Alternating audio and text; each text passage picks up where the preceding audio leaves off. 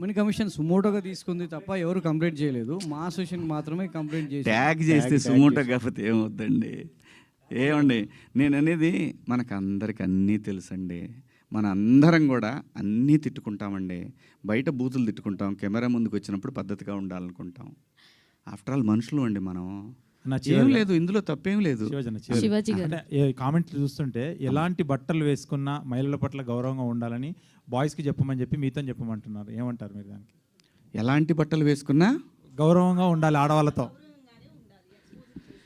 అంటే చాలామంది నిన్న కామెంట్స్లో కొన్ని పదాలు వాడారమ్మా, నాకు ఆశ్చర్యం వేసింది ఆ పదాలు. ఎప్పుడన్నా సాయి పల్లవిని ఎవరన్నా టచ్ చేశారా? ఎప్పుడన్నా అనుష్కని ఎవరన్నా టచ్ చేశారా?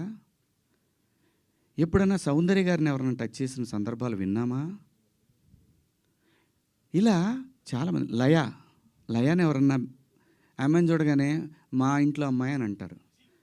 ఆవిడ మీరా జాస్మిన్ నిండుగా, మలయాళీస్ అందరు కూడా బయట నిండుగా శారీస్ కట్టుకొని వస్తారు. నేను మిమ్మల్ని అందరు అమ్మ దండం పెడతా, మీరు ఎట్టొచ్చినా మీ ఇష్టం, నాకు సంబంధం లేదు. అలాగే ఒక నిమిషం లక్ష్మి గారు, ఒక నిమిషం నన్ను మాట్లాడండి. అలాగే భూమిక గారిని ఎన్నోసార్లు వచ్చింది ఆవిడ, ఎవరన్నా టచ్ చేశారు ఆవిడ్ని? నేను అంటున్నాను, ప్రొవోక్ చేయకూడదు.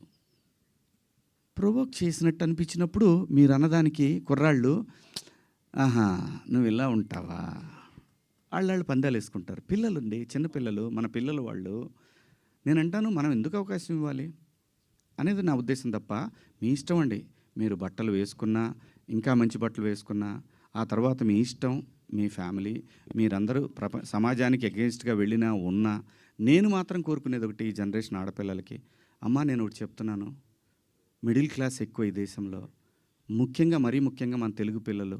నేను చెప్పేది ఒకటేది, మీరు పాటించమని నేను అంటల్లా, జరిగే అనర్థాల గురించి మాత్రం చెప్తాను, జాగ్రత్తగా ఉండండి. ఇంతకన్నా నేను చెప్పేది ఏం లేదు. Thank you.